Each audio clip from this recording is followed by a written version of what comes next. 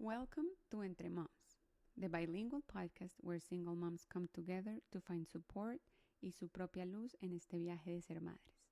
Mi nombre es Paula Costa, your host, and just like you, sé lo poderoso que es sentirnos comprendidas y apoyadas en esta travesía tan particular.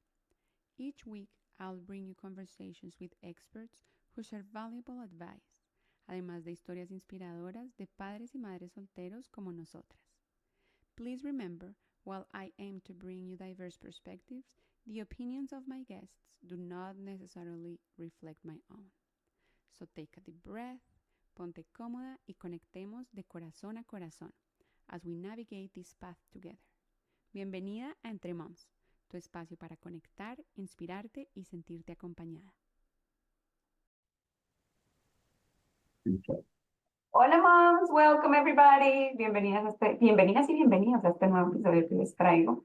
Hoy tengo una invitada a la que no conozco en persona, pero estudié con ella en la maestría, tuve el placer de compartir con ella trabajos, videollamadas, muchos momentos intensos de ese estudio, porque además en ese momento, cuando la conocí, las dos estábamos atravesando este tema de la maternidad autónoma, como le dicen ahora, maternidad autónoma, con niños más pequeñitos. Exacto. Entonces, yo recuerdo que a veces teníamos estos retos de, no, cuando el niño se duerma, no, que es que estoy aquí con esta situación, a veces estoy aquí con la otra, pero es muy chévere poder compartir esas experiencias con otras madres que pueden entender cómo se está sintiendo uno, porque tiene uno mucha más empatía, comprensión y pues se puede apoyar uno un montón. Entonces, esa es una de las razones por la que Pau está aquí hoy. Se las presento. Pau, muchas gracias por estar aquí. Gracias a ti por invitarme. Yo feliz de aquí de compartir lo que me quieras preguntar, mi experiencia. Pues Pau, a mí me gustaría empezar por el principio. Dale. ¿Cómo te convertiste en madre? Es decir, tú estabas, digamos, casada en ese momento con el papá del niño, era un niño deseado, o cómo fue como todo ese proceso de ser madre.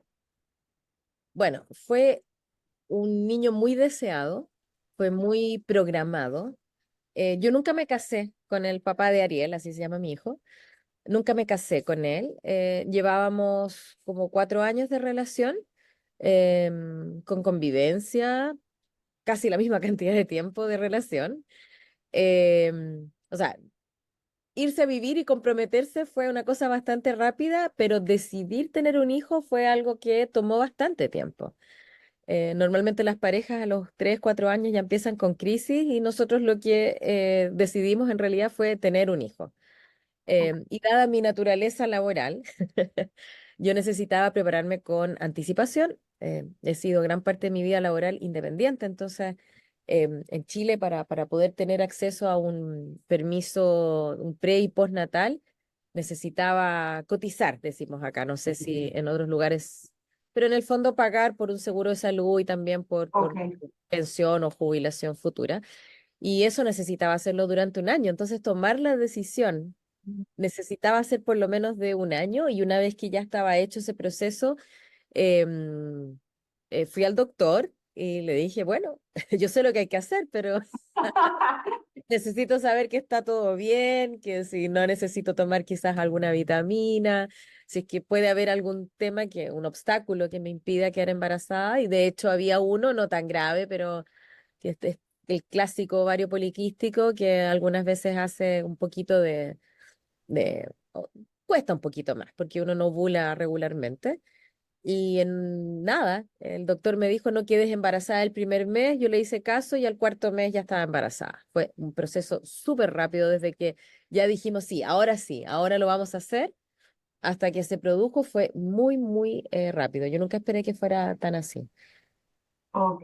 Y entonces se enteran tú y el papá de Ariel que están embarazados, viene Ariel en camino, el embarazo bien, la relación está bien, todo está bien. Sí, la relación bastante buena, aunque sí hay que mencionar que el escenario para mí, y bueno, también para el papá de Ariel, era un escenario un poco distinto, porque yo quedé embarazada el último año de vida de mi mamá.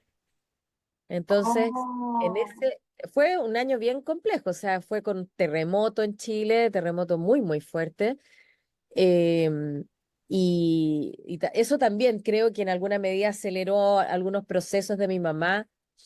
Mi mamá sufría de cáncer ya por 10 años y sí, 10 años, 10 años y ella estaba separada, estaba viviendo sola, em, y hubo un deterioro a nivel mental que yo no esperaba. Entonces se hizo necesario que yo me viniera a vivir con ella. Ese era, o sea, yo me fui a vivir con ella y se lo planteé, esto fue antes del embarazo, se lo planteé al papá de Ariel.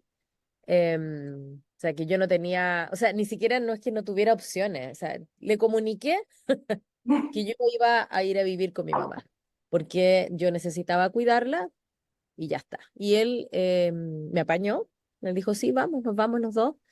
Así que nos vinimos los dos a vivir con ella.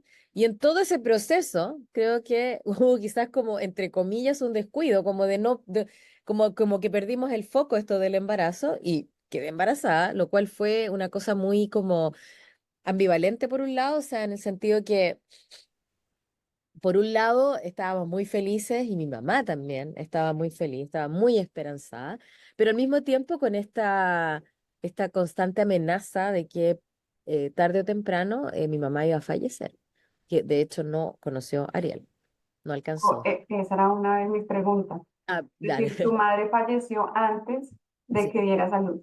exacto. Entonces, desde esa perspectiva, claro, el embarazo fue muy pleno en el sentido de que desde lo físico y desde lo mental yo estaba muy tranquila, estaba pletórica, literalmente pletórica, especialmente ya a partir del cuarto mes que uno se llena de estas hormonas buena onda, no las hormonas pesadas de los primeros 3 meses.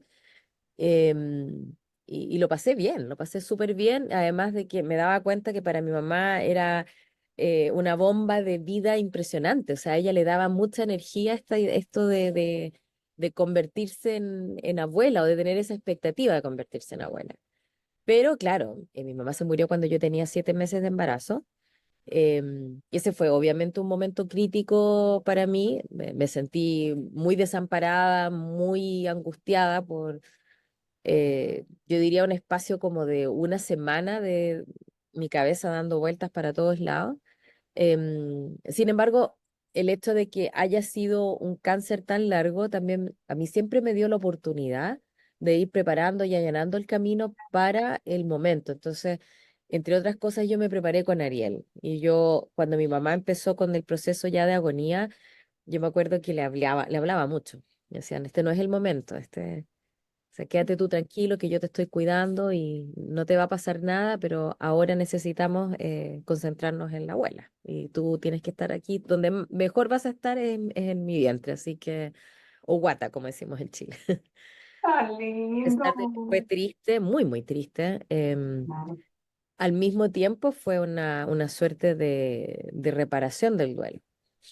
Claro. Muy ambivalente, muy difícil de explicarlo bien con palabras, todo lo, como el cúmulo de emociones opuestas que tenía al mismo tiempo.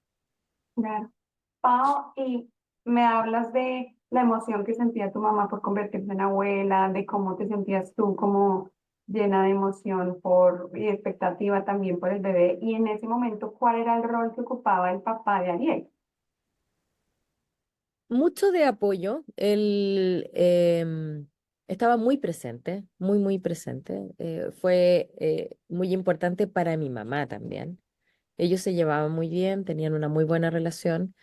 em, y creo que en alguna medida también como que ambos tomábamos decisiones al mismo tiempo, como nos repartimos muy bien las distintas funciones, pero Oh, por sobre todo yo me sentí muy apoyada, muy, muy oh, apoyada. qué Entonces, maravilla, sí, sí, qué no, importante.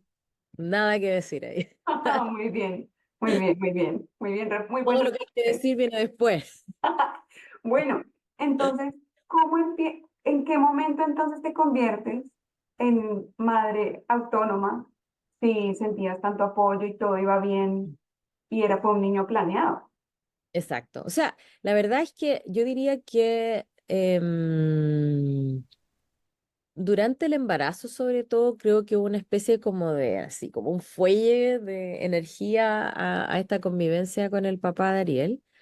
Eh, los primeros 4 años de relación fueron bastante buenos, pero yo diría que el segundo año hubo una pequeña crisis, em, que uno nunca vuelve a estar en la cresta de la ola, ¿cierto? Pero yo diría que durante el embarazo fue algo bastante similar. Y yo creo que las primeras señales ya de la autonomía en relación a la maternidad se fueron dando, yo diría que cuando Ariel, o sea, cuando yo ya necesitaba volver a trabajar. En ese tiempo el postnatal en Chile era muy corto, sigue siendo corto, pero en ese tiempo era más corto aún. Pero habían como unas especies de vacíos legales, entre comillas, triquiñuelas que hacíamos todas las mamás, que era como decir que el niño tenía reflujo y ese tipo de cosas. Entonces extendían Mm. la licencia. Y a mí me fue mal con eso, me fue pésimo, porque justo hubo un cambio ahí de la ministra al trabajo que fue terrible, porque era una mujer que le puso trabas a otras mujeres. Y entonces yo comencé a trabajar y muchas veces trabajar con Ariel. Entonces me iba a mi oficina, como soy independiente, tenía la posibilidad de llevarlo, le armé una cuna, todo un espacio para él. Y claramente yo no podía trabajar al 100%, o sea, con suerte trabajaba al 60%, si es que. Em, y creo que eso fue como separando cada vez más los caminos. Yo fui muy simbiótica además con Ariel, o sea, había mucha complicidad entre nosotros. em, y creo que en ese camino yo sentí que los caminos, o sea, yo me iba Mm. por acá y él se iba por el otro lado, sin ser un padre ausente, pero yo, sobre todo cosas como tan domésticas como de la casa, em, yo empecé a trabajar, pero seguía haciéndome cargo de la casa, entonces vi que de parte de él había bastante como eh, evasión, quizás es la palabra. Mm. Y o sea, eso hizo que definitivamente yo, en términos como de pareja, me enfriara completamente, em, hasta los 4 años de Ariel. O sea, igual duramos harto, bastante. Claro. Y fue a Eh, los 4 años de Ariel cuando deciden definitivamente cada uno tomar rumbos diferentes y tener dos hogares aparte. Sí, sí. Y esa fue una decisión tomada por los dos, tranquila y todo, ¿no? No, yo creo que ahí me faltó bastante como, no sé, como esta sensación de que uno empieza como a marcar el paso y llegas a un status quo que no sé si te acomoda, pero por lo menos es como ya está, ¿para qué pienso más? Está bien así, ¿sí? Mm. No quiero mucho más y tampoco quiero menos. Y esto que tengo acá me funciona, a pesar de que en realidad no funciona para nadie, pero uno se engaña. Entonces, y fue él el que tomó la decisión, a pesar de que yo hace mucho rato que sentía que no funcionábamos como pareja. Y Oh, no me tomó por sorpresa, pero quizás no lo esperaba en ese momento específico. Entonces, obviamente fue un golpe de knockout. Y sí, yo creo que una de las grandes razones por las cuales yo no como daba ese paso era porque me complicaba mucho maternar a Ariel sola. claro, y entonces, ¿cómo hiciste de ahí para adelante? Porque entonces él se fue. Sí, se fue, pero siempre desde una posición presente. O sea, él nunca ha sido un padre ausente. Creo que la ausencia de él no es física, es una ausencia que tiene que ver más bien con decisión o como en la manera en que él se relaciona, por ejemplo, con él. Entonces, él se fue a vivir a una cuadra de mi casa. em, Maravilloso. Inmediatamente me dijo que él quería compartir la crianza. Buscamos ahí un método que fuera lo menos disruptivo para Ariel, pero era más o menos 50 y 50. Esa fue la decisión. Pero nunca fue 50 y 50. O sea, por la naturaleza de mi trabajo, y es ahí cuando uno también es típico de una mujer, o sea, porque la sociedad nos lleva a esto, es que uno siempre es la que hace el sacrificio. Entonces, como yo soy independiente, yo me puedo hacer mi horario. Entonces, yo voy Para a ti es buscar. más fácil, claro, como es más conveniente, entonces tú sé más flexible. Exacto. Entonces yo voy a buscar al niño al colegio y el niño después del colegio se venía a mi casa. Entonces los días que estaba con el papá, en realidad iba a dormir a la casa del papá, pero el niño estaba todo el día acá, todo el día acá. Oh, Entonces, claro, eso fue, yo creo que ese sistema lo tuvimos hasta la pandemia. No, mentira, mentira, mentira. No, no, no, no, estoy media perdida con las fechas, pero fueron como, no, bien digo, hasta la pandemia. Hasta la pandemia tuvimos este sistema, aunque debo reconocer que hubo momentos en los cuales, por ejemplo, esto de ir a buscar al niño ya empezó a ser un poco más como con turnos, ok. con turnos. Y entonces tú decías que ese sistema o esa forma que decidieron en la que iban a llevar la crianza, como que te funcionaba, pero a la larga ya cuando lo ves de para atrás no funcionaba. ¿Qué sientes que harías diferente hoy si estuvieras en ese momento? Yo creo que definitivamente hay como que marcar muy fuertemente el espacio de la independencia. Y lo digo desde la maternidad y también desde el hecho de haberte separado de tu pareja. Porque como Ariel pasaba más tiempo acá, eso significaba que también el padre venía más veces para acá. Entonces hay Oh, algo que o sea, yo a ratos en que me enojé, obviamente, no, te dejo el niño en la puerta del condominio, no, no quiero que entres, o sea, yo lo voy a dejar hasta allá porque, claro, es como, este fue el lugar donde vivíamos, él se fue de la casa, entonces hay también como esta continuidad que sigue siendo un poco mi casa también. mm, Entonces, si echara el tiempo atrás, yo creo que pondría más límites a eso. Hay un espacio que es mío y no quiero que nadie lo ocupe, solo yo, ni siquiera Ariel, solo yo, es solo mi espacio. Creo que eso, obviamente por experiencia, porque uno no sabe a qué se está enfrentando, em, pero quizás como consejo a otras personas que están pasando por lo mismo, es muy importante que hay un espacio privado que hay que mantener y hay que cuidar muchísimo y no dejar que nadie se meta ahí. Ese es propio, tuyo, privado y nadie más puede inmiscuirse en él. Yo creo que eso fue probablemente una de las cosas como de las lecciones más grandes que saqué de todos estos años. Y por otra parte también como esta idea de que como que yo tengo más flexibilidad, por tanto yo puedo acceder o hacer más cosas que tú hace también que uno pierda libertad. O sea, por un lado la intimidad, tu espacio, digamos, privado, y por otro lado también tu libertad. O sea, yo no tenía la opción de hacer cosas que sí tenía, por ejemplo, el papá de Ariel. Entonces, eso atenta contra uno misma, como uno como individuo. ¿Sí? ujú. Eh, En un episodio con una experta que hablaba de, experta de crianza compartida, ella hablaba de lo importante que es definir como la minucia y los detalles más pequeñitos cuando uno empieza a criar pues así en dos hogares, porque hay muchas cosas de las que uno no, muchas cosas como dices tú que uno no prevé, ¿no? Como, ay, yo tengo más flexibilidad si yo voy. Y cuando te ves en la situación puesta ahí, como que tú sientes, no, esto no está bien, o después del tiempo dices, no, hubiera puesto más límites en cuanto a mi espacio. ¿Hay alguna cosa chiquita o algún detalle que tú dices, esto vale la pena tenerlo en cuenta, además de tener claro como, por ejemplo, el tema de, van a hacer las recogidas en la puerta, tú a mi casa no entras, ni yo entro a tu casa, no respetamos los espacios? O lo que decías de, ok, yo soy independiente, pero digamos que mi tiempo libre es tan valioso como tu tiempo libre.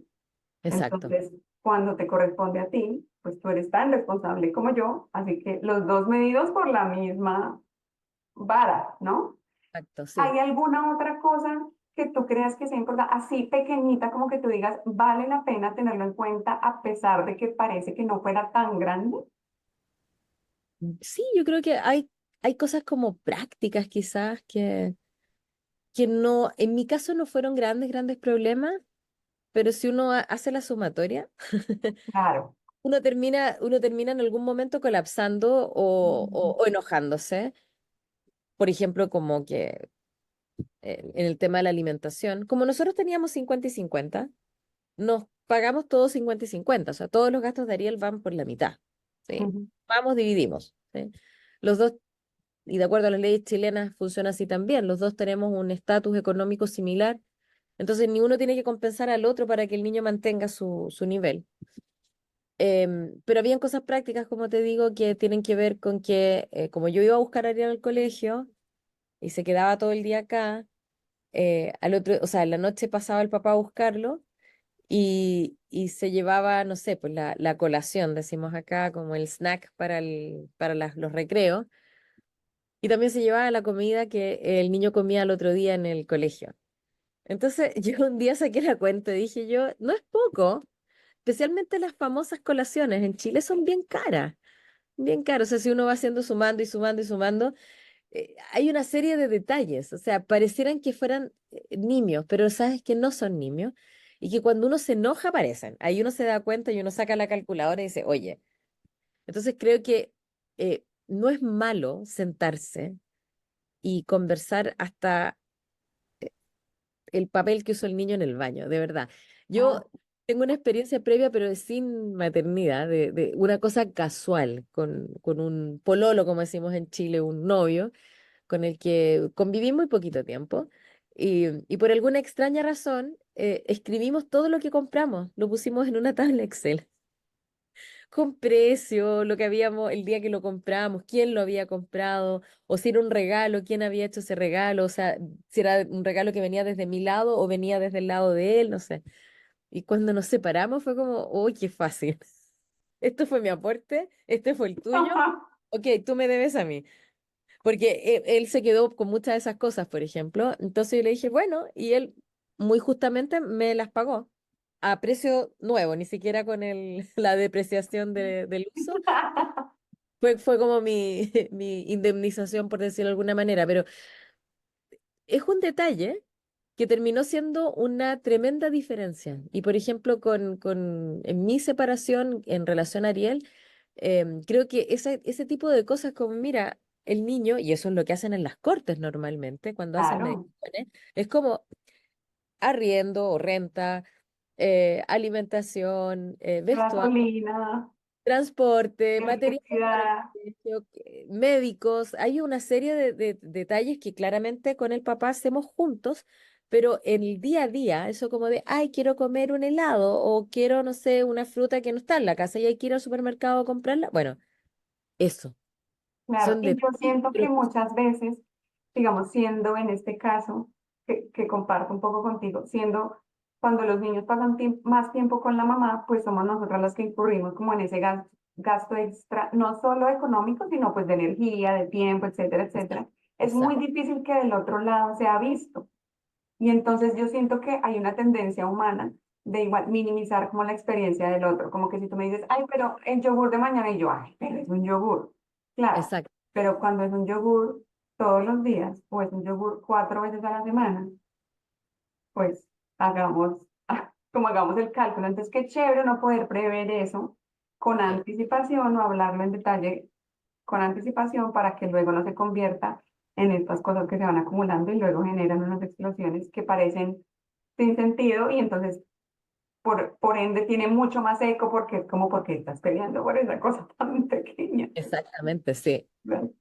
Bueno, Pau, Exactamente. volviendo entonces a la historia, se separan, están 50-50, él vive súper cerca de ti. ¿Qué pasa con Ariel en ese momento? Me causa curiosidad. Mm. Él ya tenía 4 años, él más o menos ya entendía que vivían los dos papás en una sola casa. ¿Qué pasa cuando él se va y ahora le toca ir y venir y por qué no están juntos? ¿Qué cuestionamientos hubo? ¿Cómo lo sentiste? Al principio, Ariel sintió que esto era mi responsabilidad, porque claramente el que salió de la casa fue el papá, no yo. Ah, Entonces, yo me acuerdo los primeros meses, algunas veces cuando claramente él tuvo eh, como revelaciones, así como se ponía rebelde frente a la situación, no estaba contento, no estaba cómodo, no lo estaba pasando bien, le molestaba todo esto, se puso triste también. Y en más de una ocasión me preguntaba que por qué, no sé si me dijo como habías echado al papá o algo así, pero yo sentía que él lo entendía que era una responsabilidad mía, porque el papá se había ido, no yo. Entonces, y qué hacías tú? no, yo le explicaba muy racionalmente que no era una decisión ni mía ni de él, sino que era una decisión compartida, que las relaciones, hay relaciones que pueden durar mucho y de hecho la de nosotros duró bastante, pero hay momentos en los cuales la gente ya no puede estar junta y en vez de estar peleando todo el día, entonces mejor, en realidad nosotros ni siquiera peleamos tanto, pero que hay momentos en los cuales uno necesita cada uno abrirse espacios y eso fue lo que había pasado. Y en términos prácticos le dije yo, esta casa es mía, o sea, no me iba a ir yo, porque esta casa es mía. Es básicamente es eso, pero yo creo que fueron los primeros 6 meses en que hubo un problema de ajuste para él y después rápidamente él se adecuó bastante bien. Sobre todo porque siento que desde mi perspectiva, y eso era lo que te decía al principio, que el papá de Ariel nunca ha sido un papá ausente, pero sí es un papá que en términos como emocionales algunas veces no ha tenido el compromiso o la madurez quizás que probablemente Ariel requería. Entonces, la estabilidad él siempre la ha tenido acá. La estabilidad Eh, emocional, como el sentirse contenido, ¿o a qué te sen- refieres? sí, sentirse contenido, sentirse como en un espacio que le es propio y que yo debo, o sea, debo decir que en ese sentido tengo suerte porque esta siempre ha sido la casa de Ariel. Entonces, tenía un camino yo avanzado que bueno, cualquiera se lo quisiera tener. Entonces, claro, para el papá fue un poquito más complejo porque eh, él tiene uno, dos, tres, cuatro cambios de casa. Por fin ya está en una casa que siento que va a estar por mucho, mucho, mucho tiempo, pero fue difícil para él al principio. Entonces, yo creo que eso también hizo que Ariel sintiera esta como esta pata coja, ¿cierto? De la casa del papá, que no sentía acá, porque siempre, no sé, si se cambió de habitación fue porque preferí que tuviera una más grande. Era como Claro. ese, son los criterios que iba usando con él. Pero este siempre ha sido su espacio, un espacio que él ha podido marcar como propio. Y eso No. creo que marca una diferencia bastante, bastante fuerte y por lo mismo, a muy poco andar de la separación, Ariel dejó de hacerse esas preguntas de como de quién fue la culpa o quién echó a quién o quién terminó con quién. Pero no sentía él el deseo o te manifestaba el deseo de que ustedes volvieran, de volver a tener ese hogar juntos. Sí, sí. Y eso cuando hablamos de la culpa, claro, es súper fuerte porque uno se plantea eso como al final de cuentas, cuando uno tiene hijos, ellos no participan de esas decisiones. Uno Y los se ven hace, afectados por ellas, además. yo escuchaba el otro día también esto como de que tengan que vivir en dos casas, por ejemplo. Es bonita la crianza compartida, pero es el niño el que hace el sacrificio de cambiarse de casa. Escuchaba un programa en la radio el otro día que una familia, yo decía, bueno, ojalá que toda la gente tuviera esa cantidad de dinero, pero que una familia acá en Santiago se habían separado y lo que hicieron los papás, que cada uno por su cuenta buscó una casa o un departamento y la casa que ellos habían, o sea, la casa, digamos, de la familia la mantuvieron. Entonces, los que se cambian de casa son los papás, no los niños. ¡Wow! Todos los niños siguieron viviendo siempre en la misma casa y es que el papá o la mamá se va, no sé, semana por medio, una cosa así. Bueno, pero para eso también hay que tener unos niveles de comunicación, no solo económicos, También. sino de comunicación y de Sí, convivencia, porque así tú y yo no compartamos el espacio al mismo tiempo, tú te vas y yo llego y entonces ¿cómo me lo vas a dejar? Y wiri wiri, o sí, sí, también también, hay es verdad. suficiente, o de pronto hay suficiente presupuesto para Sí, pagar quien la limpie y la organice y yo llego y no pasó nada. sí, Wow, yo ok, también. eso está No, interesante. Eso está sí, interesante. sí. Bueno, entonces, Pau, ¿cómo manejan tú y el papá de Ariel la relación ya ahora estando separados? ¿Es cordial y pueden llevar estas conversaciones difíciles de una manera, digamos, civilizada? ¿Siempre priorizan a Ariel? ¿O cómo se llevan esa relación? ¿Sigue viviendo cerca de ti siempre? Sí, ¿O cómo es? no tan cerca como antes, pero sí bastante cerca. Entonces, en caso de emergencia, cualquier cosa, es muy rápido, se puede recurrir muy rápido a el uno del otro. Em, en términos generales, porque ya llevamos como 7, 8 años de separación. Ha sido con altos y bajos como todas las separaciones, pero en la sumatoria es como más bien positivo que negativo. Em, Hay mucho diálogo, como dices tú, siempre priorizamos el bienestar de Ariel. Pero yo también en pos de mantener una buena relación, algunas veces dejo de lado como lo que a mí me gustaría que se hiciera. O sea, lo bueno es que coincidimos, tenemos criterios similares. Ok, Entonces, eso ayuda bastante, pero claro. habrá un 20% de decisiones que yo simplemente dije, no estoy de acuerdo, pero vamos para adelante. Entonces, ahora, yo no sé si es el 80% restante en que nosotros coincidimos, haya un 20% también de parte de él en que él sienta lo mismo, así como, bueno, en realidad no estoy de acuerdo, pero para no pelear o para, digamos, priorizar a Ariel, hagámoslo así. Pero, por ejemplo, te cuento una cosa así como casi absurda, pero en plena pandemia, cuando empezamos a cambiar el régimen, como porque antes de verdad que era muy frenético para Ariel y con pandemia que no teníamos posibilidad de salir a cada rato, entonces hubo que ser un poquito más eficientes. Yo me acuerdo que le propuse un sistema, digamos, que Ariel estuviera en las dos casas y la primera respuesta de él fue no, pero déjame pensarlo, ¿ya? Ok. Ariel se fue a su casa y cuando volvió me dijo, mira, yo te propongo esto. Y mientras me lo explicaba, se empezó a reír porque se dio cuenta que me estaba proponiendo exactamente lo mismo. Entonces, y me dijo, ahora me doy cuenta. Yo le dije, sí, pues, pero fue más fácil decirme no. Claro. Entonces, Eso tienen las relaciones entre eh, copares. sí, sí, Que como la uno copa. tiene la Primero, tendencia de llegar y no, exacto, primero voy para a la decir que defensiva. no, aunque esté de acuerdo, pero no tengo, ni siquiera me había dado cuenta que estaba de acuerdo. No. Entonces, pero eso creo que yo diría los últimos 2 años en que cambiamos completamente el sistema, ¿sí? Ok, Eh, Dejó de ser así porque Ariel ahora vive conmigo, 100%. 100%. O sea, obviamente como padres separados, el niño tiene la opción de ir a la casa de su papá fin de semana por medio. Y bueno, el papá para también tener esta posibilidad de verlo todos los días, lo que hace es que lo lleva al colegio todos los días. Y así se Ok. preocupa y así lo ve, digamos, cada día. Tiene la opción de verlo cada día. Pero Ariel, bueno, ahora no porque yo no tengo piscina y el papá sí, entonces en el verano se cambió para la casa del papá. Pero ya me dijo el otro día, mamá, yo en marzo vuelvo en gloria y majestad a tu casa. O sea, como yo soy de allá, no te hagas ilusiones. Sigo con... Bueno, y ahora que ya está más grande y puede él tomar algunas decisiones como esas, ¿cómo cómo crees tú que navega él o cómo expresa él la navegación entre las dos casas, el divorcio? Y por lo que tengo entendido, además el papá tiene una familia constituida.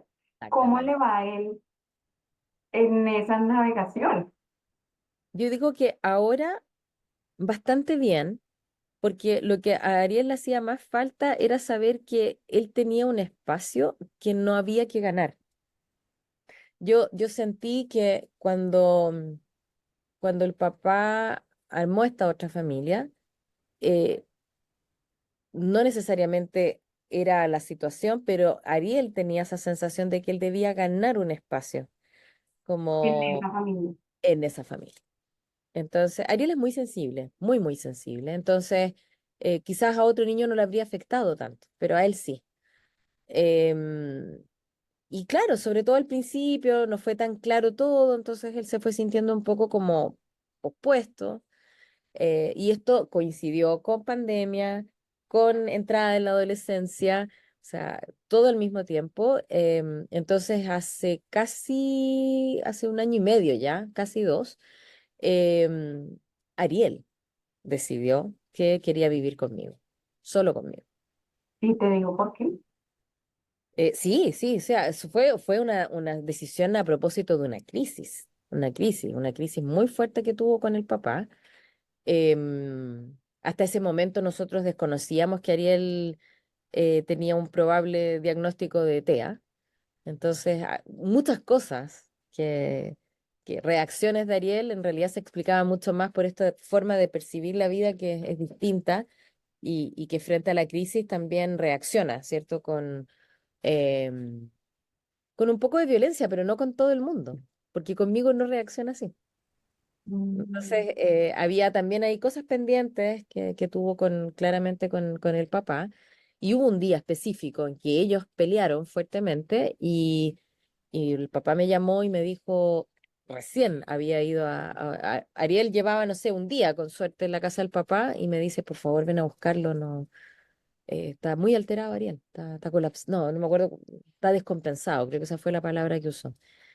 Y cuando lo fui a buscar, fue muy evidente lo que estaba pasando. Yo veo al papá con dos mochilas, siempre estaba con una, estaba con dos mochilas. Dije, se viene. Pero yo pensaba que se venía como que el tiempo que le correspondía al papá lo iba a tener yo porque había un problema.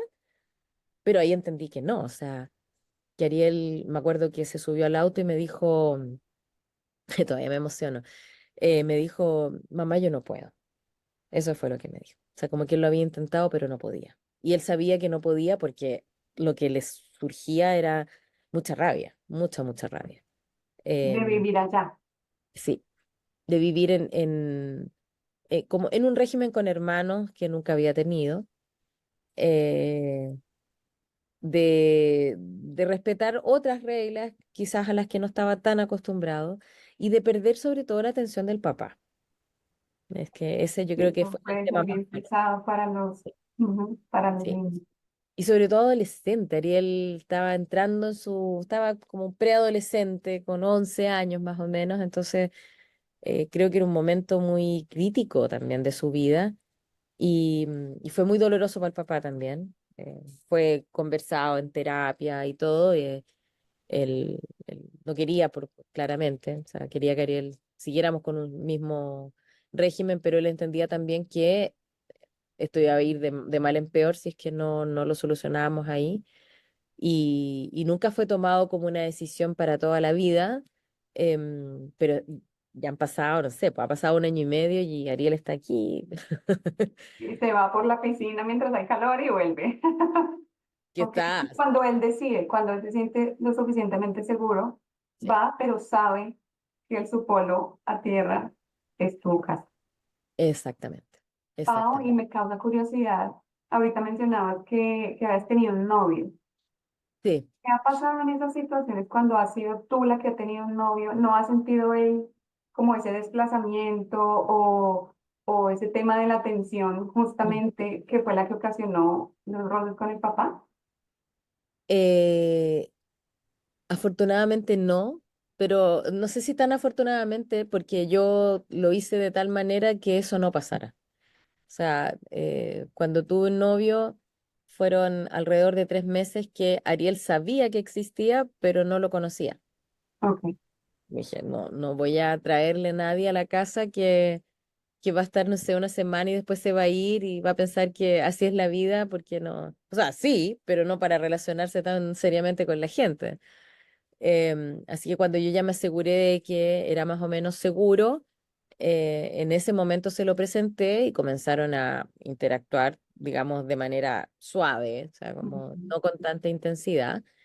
Y, y de hecho creo que la razón o una de las razones de que esa relación terminara o sea, terminara finalmente, tenía que ver con que hubo algún roce, no de Ariel. Ariel fue la parte madura en esta ecuación, sino de este chico, el innombrable.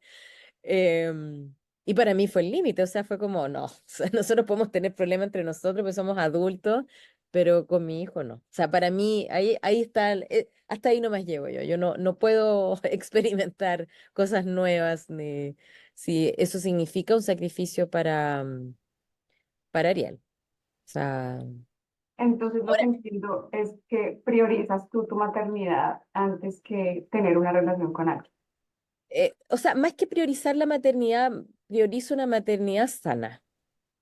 Así como la relación con tu hijo. Sí, o sea, si una relación con otra persona implica que mi relación con Ariel se rompa o sufra, eh, no es una relación que yo quiera. Ya. Eso es con mucho dolor, porque yo en ese momento me sentía enamorada, con mucho dolor, dije, bueno, de aquí llego yo, estas son mis condiciones y si no las respetas, pues no hay nada más que No hablar. es ahí. No, Ya. no es ahí. Pero estás abierta a, digamos, ¿cuál es tu punto de vista hoy en cuanto a la relación en pareja y a volver a tener como esta sensación de un hogar, pues como de el hombre y la mujer en una casa, incluido tu hijo, si quiere estar ahí? ¿Te ves ahí? ¿No te ves ahí? Como, ¿cuál es tu, cuáles Son son tus cosas más criterios? bien personales, porque Ariel, a él no, o sea, a él, de hecho, hasta el día de hoy me pregunta por este Ah, sujeto. sí. Sí. Para él no fue nada traumático, todo lo contrario. Él siempre me dice así como, me encanta mamá que pololees, así como, a él le parece bien. Em, Me da risa porque él también me dice, mamá, todas las opciones son posibles, ¿ah? O sea, Qué divino. si es con otra mamá, yo también estoy feliz, me dice así como, todo sirve, mamá. Todo es Eh, posible. es un chico muy moderno. Pero yo en lo personal, honestamente, es como, me da hasta como me cansa pensar en una relación y tener que adecuarse, ¿cierto? Como que estos últimos años, que han sido bastantes ya, me he sentido tan bien sola, sola en el sentido de no tener pareja, porque sola no estoy, estoy acompañada, pero Soltera. soltera, exactamente. Tan bien que para mí, o sea, no estoy cerrada para nada, pero para mí... yo vengo con un apéndice, vengo con un attach. El attachment es Ariel y hay que abrirlo al tiro. ¿Sí? Cuando uno abre el email, ahí está el adjunto. ah, ¿sí? Ahora lo Porque primero, sí, para con que un, sepas.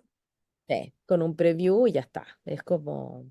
Ahora, dentro de toda esta cosa bien como divertida de los últimos años, probablemente eso haga que yo esté mucho más tranquila con toda esta inestabilidad de la pandemia. Yo tuve mucha inestabilidad laboral. A un amigo le pasó exactamente lo mismo, estaba con mucha inestabilidad, no tenía un lugar para vivir. Cuando yo vivía en Estados Unidos, él se quedó en mi casa y luego venía cada 2 meses y fuimos forjando una relación súper bonita, muy recíproca, y también Ariel, incluido en esta relación de amistad. Y este amigo finalmente se puso a estudiar a sus 50 años y necesitaba el apoyo de la amiga para poder estar tranquilo en un lugar. Yo le dije, por supuesto, amigo, quédate. Entonces ahora tengo una familia distinta con un amigo que es muy gay, así que estoy súper tranquila en mi casa.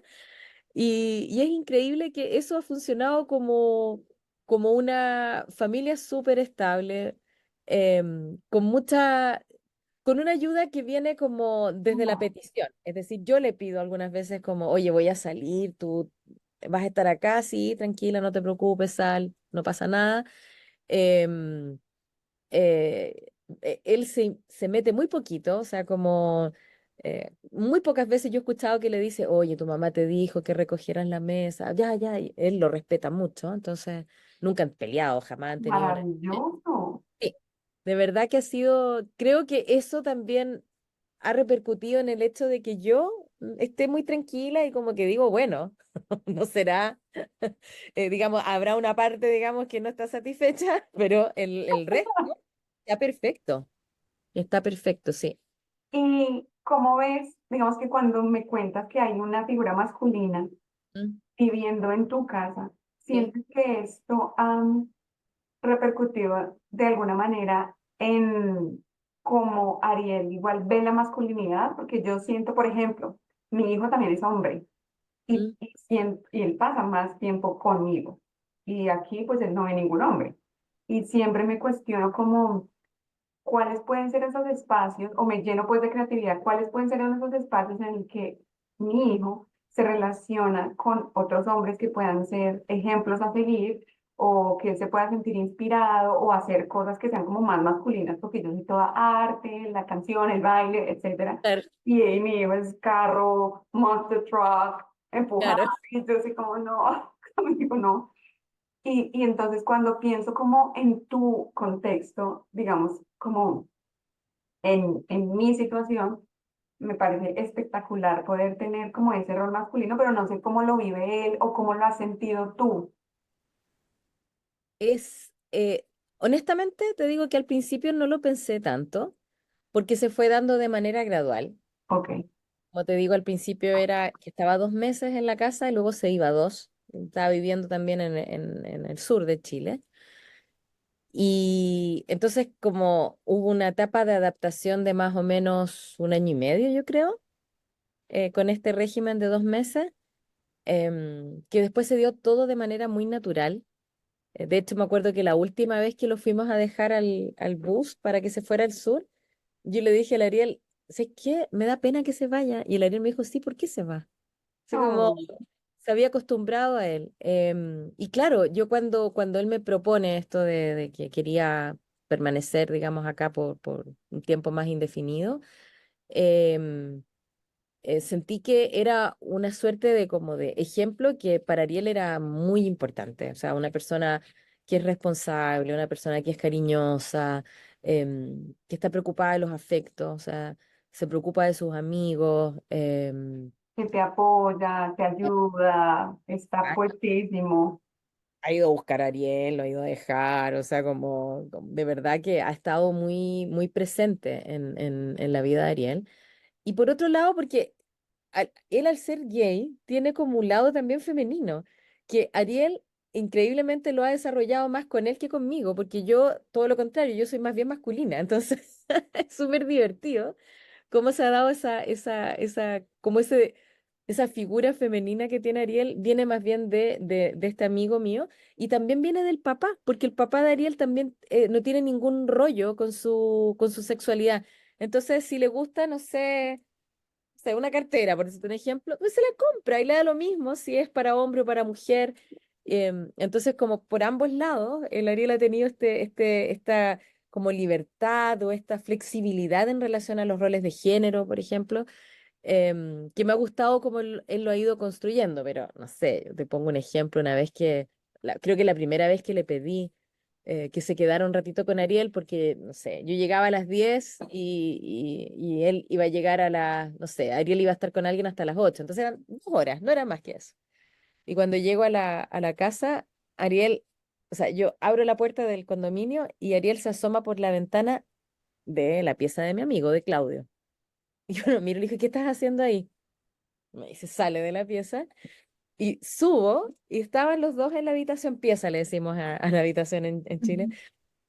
Estaban los dos en la habitación de Claudio mirando una película, pero lo más divertido de todo es que estaban en la misma posición, o sea, estaban los dos con los brazos echados para atrás, pero parecían gemelos, era tan divertido como Ariel lo imitaba, si ese era el punto, como Oh, Ariel lo imitaba. Entonces, que era lo que hacía también con el papá antes, pero claro. ahora el papá, como ya no está en la casa, bueno, tiene esta persona que imita dentro de la casa. Entonces, ha sido súper importante y creo que Ariel, afortunadamente, en términos como de su masculinidad y su feminidad, él ha sido muy libre de elegir los ejemplos que le parecen más pertinentes, digamos. O sea, Mm, sí, qué y en eso maravilla, muy libre, él, muy libre, sí. qué maravilla. Pau, para finalizar, a mí me gustaría que de pronto nos compartieras si te hizo falta algo, algún detalle o que pudieras compartirle a las mamás o incluso papás solteros que nos están escuchando, que de pronto están iniciando en este proceso de la crianza autónoma o de no saber cómo se navega este tema de la crianza en dos hogares. ¿Cuáles son esas herramientas que a ti te han funcionado o cuáles son esos tips, consejos que podrías darles ahora que ya has atravesado por Mm. este largo recorrido, ya bastantes años? Yo creo que, sobre todo cuando uno se separa con niños pequeños, em, hay un desarrollo emocional, psicológico, que en el caso mío yo desconocía porque Ariel es mi único hijo, entonces no hay como, un hijo mayor que yo pueda hacer como alguna especie de Mm, paralelo. Por tanto, las necesidades de los niños van cambiando muchísimo, así como las de uno, igual, pero en ellos es mucho más fuerte. Em, y en ese sentido creo que quizás un buen consejo sería que es muy importante, yo sé que es cliché, pero es tan cierto como el diálogo abierto y el diálogo como desde la conversación, desde la interacción y el intercambio entre personas que están haciendo lo mismo o que están buscando el mismo objetivo. Em, yo lo he tenido, pero ha surgido más a propósito de la necesidad que ante la anticipación. Mm, Creo que, sobre todo con la adolescencia, que es una etapa súper difícil, em, es muy, muy, muy importante quizás buscar quizás incluso ayuda profesional, si no se tienen los recursos, informarse a través de canales adecuados, frente como a las distintas posibilidades o cosas que se puedan presentar, que nunca uno jamás se va a anticipar a todo. Y aunque uno se anticipe, cuando te pasa, bueno, uno cree que chuta, creí que estaba preparada, pero bueno, no. Pero de todas maneras, tener como ese botiquín de primeros auxilios y poder reaccionar frente a algunas cosas que uno no sospecha que puedan pasar. Que uno las sabe en teoría, pero no sospecha que eso pueda pasar. Y yo creo que es súper importante como, en ese caso, porque todos los colegios, las escuelas son súper importantes cuando te hacen orientación, como tomarlo en cuenta, porque uno lo escucha, pero como que no como que no es, es conmigo. no, porque mi hijo no es así. Obvio, obvio que no es así porque tiene 9 años. No es adolescente todavía. Que para mí ha sido una etapa difícil la adolescencia con Ariel. Fue un momento crítico de su vida y que yo no lo esperaba, no esperaba que fuera así. Entonces, creo que cada niño o niña tiene distintas formas de reaccionar y de procesar y de desarrollarse, pero hay ciertas directrices o hay ciertos como patrones que se repiten bastante y creo que hay que ponerles atención. Así como cuando eran bien, bien chiquititos y uno se preocupaba de que, oh, si no caminó, no sé, por el año 3 meses, como bueno, puede ser que haya algún problema, como estos hitos tan marcados, pero que son más bien desde el desarrollo psicomotriz, como, pero no tanto desde sus emociones. Creo que hay que ponerle mucha atención a eso. Mucha, mucha atención. Pau, ahora pensando pues como en esto que me estás diciendo y también digamos que teniendo en cuenta el diagnóstico que nos contaste que tiene Ariel, ¿qué podrías decirle a esas madres solteras que además, digamos, de enfrentar los retos naturales de maternar o paternar, pues a través de un divorcio y de una separación, qué pasa cuando además hay un diagnóstico Mm. y usualmente, bueno, yo no sé, pero también a mi hijo también lo diagnosticaron de un asunto y cuando eso pasó yo no tenía ni idea ni qué era, ni de qué se trataba, ni cómo se come, y cómo se maneja y cómo le hacemos. Entonces, como que además de que este recorrido de criar en soltería es un camino nuevo y con muchos retos, adicionarle el reto de un diagnóstico, como que trae muchísimas más particularidades. ¿Cuáles serían las herramientas que te han ayudado a ti, digamos? Si podemos Mm. compartirlas para otras madres o padres solteros que están en la misma situación.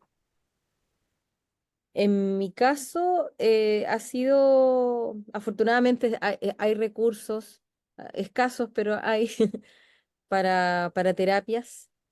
Ok. Em, sí, es muy importante que ojalá haya algún tipo de orientación profesional eh, Para los papás. para el niño y para los papás.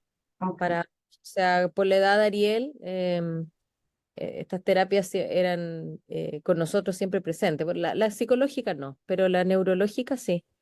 Era Mm. con nosotros presente, entonces casi era más para nosotros que para Ariel. Ariel se quedaba jugando en la consulta y nosotros estábamos todo el rato escuchando lo que decía el doctor. Em, Creo también el diálogo, yo abrí el tema rápidamente, lo abrí justamente a las personas que me podían orientar, como desde el cariño por un lado, pero también desde lo profesional. O sea, amigo psicólogo, Mm, amiga psicóloga y además con dos niños TEA, o sea, ya no podía tener más experiencia ella para ayudarme en esa área. Em, y creo que en términos como personales, o sea, como a razón de los recursos que uno pueda tener, creo que también confiar un poco en la intuición y en el fondo saber que tú y el papá, si es que corresponde, obviamente, o sea, si es un papá presente, me refiero, son los que mejor conocemos al niño.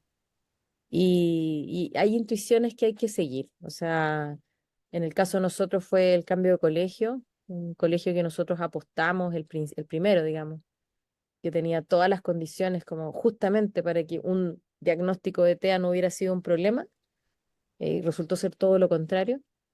Y creo que en ese caso, tanto el papá como yo confiamos en nuestro criterio y eso fue, creo, lo que en gran parte hizo que Ariel mejorara, entre comillas, saliera de su crisis mucho más rápido de lo que podría haberse previsto. Entonces, creo que en mi caso ha sido eso, como esto, por un lado, el apoyo profesional, el apoyo de las amistades con experiencia, pero también la intuición, y de como de sí, sí, tú quieres a tu hijo, has llegado hasta aquí y si has llegado hasta aquí es porque en alguna medida también muchas cosas se han hecho bien, obviamente muchas mal también, pero más bien que mal. Esa es como, creo que sí, uno de repente se autoflagela mucho. mm, definitivamente. Este cierre me parece espectacular porque justamente hoy tenía una conversación con una amiga que recibió el diagnóstico de un chiquito Mm, y ella como muy afanada en cuanto a todos los temas médicos, ¿no? Y entonces hay que llevar a este doctor y lo que me digan, y entonces lo que pasa es que te llenas de un montón de estrés y yo no estoy desmeritando ni los diagnósticos médicos ni las terapias, digamos, de medicina tradicional, pero eso que acabas tú de decir de la intuición sí, es, a mi parecer, también es lo más importante. Tú como mamá o como papá sabes y sientes en tu cuerpo mejor que sí, nadie lo que necesita tu hijo. Y, exacto, sí, y pasa con un simple resfriado, pasa con una tristeza que uno puede identificar rápidamente y sabe cuáles son las herramientas que le funcionan al hijo de uno, que no necesariamente le funcionan al hijo del otro. exacto. También siento que creerle a esa intuición en temas un poquito más intensos de pronto, como puede ser, digamos, temas de diagnósticos de Sí, hiperactividad, de déficit de atención, del espectro autista, del síndrome de Down. Bueno, yo no tengo conocimiento como de esos, ese tipo de diagnósticos, pues como que no tengo tanto conocimiento, pero conozco a mi hijo. Y a exacto, pesar de que, digamos, sea etiquetado con un diagnóstico, esto solo me genera a mí, es como más información. ¿Cómo te conozco a ti mejor? Sin exacto, desconocer lo sí. que ya conozco de ti y las herramientas que ya nos han funcionado. Tal cual, es como uno empieza a hacer la cadena hacia atrás de lo bien que acertó quizás en algunas percepciones y en otras que te faltó, por ejemplo, un diagnóstico y por eso, Claro, y te explicas claro, tantas cosas y quizás te explicas más de las que debieras también, ¿ah? Pero, claro. pero sí, creo un pediatra, no un pediatra, era mi ginecólogo, cuando yo estaba recién con Ariel, un mes, qué sé yo, me dijo, mira, a ti te van a decir muchas cosas pero al final de cuentas, la que mejor va a conocer a su hijo eres tú. Tú vas a saber si el niño está llorando porque tiene hambre, porque tiene Sí, gases, porque, no sé, tiene sueño, porque quiere tu atención. Va a llorar distinto, tú lo vas a saber, me dijo, tú lo vas a saber, no te preocupes por eso. Ahora estás apabullada porque recién te convertiste en madre, pero va a pasar. Y eso nunca lo proyecté tanto, nunca pensé que era más que un llanto y de cambiar un pañal, sino que de verdad que tiene que ver con las necesidades de todo tipo de tu hijo. Y hay un montón también que a uno se le escapan, pero es cierto que creo que cuando yo me siento excluida de diagnósticos o de percepciones que puedan tener profesionales, yo digo, no, estamos mal, por aquí no va. Aunque él pueda tener mucha o ella pueda tener mucha razón, sí es importante el día a día. así como cuando uno considera lo que te dicen en el colegio del niño. Como no puedes no tomar en cuenta eso, porque algunas veces los niños pasan más tiempo en el colegio que en la casa. Y, Claro, y no es puedes no tenerlo en cuenta, pero para mí también es muy importante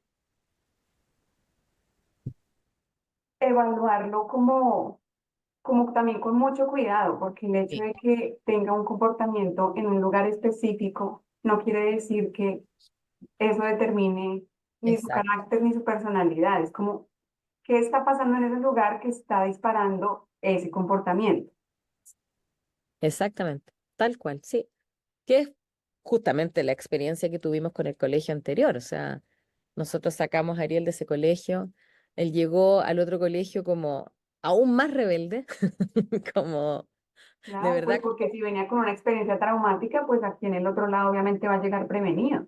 Exactamente, exactamente, como aquí no me va a pasar y por tanto yo me voy a plantar en este nuevo escenario con más herramientas, digamos, de defensa, mecanismos de defensa. Sin embargo, el entorno fue tan favorable que, Mm, que hizo que Ariel fuera cada vez bajando más la guardia, y que, claro, cada vez que nos dan los informes, de final de semestre o de final de año es como... Pero qué encanto de niño, o sea, sí, inquieto, todo lo que tú quieras, qué sé yo, niño, pero es un niño, sano, es un niño, amable, es un niño que se conecta, que se vincula, o sea, todo lo contrario a lo otro, o sea, ahí es donde está cuando, ahí funcionó tan fuerte la intuición para nosotros, como, no con intención, pero sí había un daño que se le estaba haciendo a Ariel por no verlo, por no ver a él como quien era, entonces... mm, Y nosotros como padres sí lo veíamos. Ahí, bueno, estábamos muy, muy unidos. qué A bueno. pesar de que fue el momento crítico en que Ariel se fue a vivir conmigo, pero sí, ahí sí, como que fuimos juntos con Ariel, cada uno le tomó por un lado una mano y caminamos con él, con mucha dificultad, pero caminamos con él. Sí. Qué lindo, Pau. Sí. Pues muchísimas gracias por compartir conmigo y con todas las personas que te vayan a escuchar. Pues tu historia y tantas intimidades, porque yo sé que estos temas abren completamente tu vulnerabilidad y pues son muchos detalles personales. Te agradezco infinitamente por la confianza y por la generosidad y de verdad espero que las personas que de pronto se identifican con alguna parte de tu historia puedan llevarse algo para, Sí. para aplicar en su propia historia, independiente de si son madres, padres solteros o están criando juntos, porque en el tema de la crianza, cuando hay niños envueltos, esto es Un torbellino. torbellino y es una experiencia nueva para todos. Sí, Entonces, nuevamente agradezco tu tiempo y espero verte y poderte abrazar un día. lo mismo digo yo. Ya va a haber esa oportunidad. Ah, bien, oportunidad. Gracias por Muchas invitarme. gracias, Pau, y gracias a todos los que nos escuchan. Bye Chao, bye. chao.